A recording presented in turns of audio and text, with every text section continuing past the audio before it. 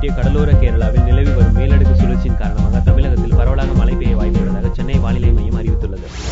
சனிக்கிழமை அன்று செய்தியாளர்களை சந்தித்த சென்னை வானிலை மைய இயக்குநர் ரமணன், கடலோர கேரளாவில் நிலவி வரும் மேலடுக்கு சுழற்சி அதே இடத்து நீடிப்பதால் வரும் 24 மணி நேரத்தில் தமிழகம் மற்றும் புதுச்சேரியில் பரவலாக மழை பெய்யும் என்றும் சில இடங்களில் கனமழை பெய்ய வாய்ப்புள்ளதாகவும் தெரிவித்தார். லட்சத்தீவு கடல் பகுதி மற்றும் அதை ஒட்டியுள்ள கடலோர கேரளாவில் நிலவி வரும் அந்த மேலடுக்கு சுழற்சியானது அதே இடத்தில் நீடிக்கின்றது.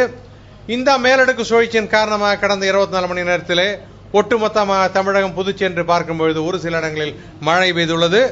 பதிவு செய்யப்பட்ட தரவின் அடிப்படையில் மிக அதிகமான மழை 22 சென்டிமீட்டர் காமாட்சிபுரத்தில் பதிவாகியுள்ளது. அடுத்தபடியாக முளனூரில் 17 சென்டிமீட்டர் பதிவாகியுள்ளது.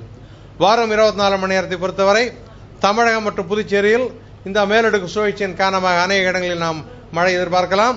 ஓரிரு இடங்களில் கனமழையும் இருக்கக்கூடும். சென்னை நகரை பொறுத்தவரை வானம் மேகமூட்டத்துடன் இருக்கும்.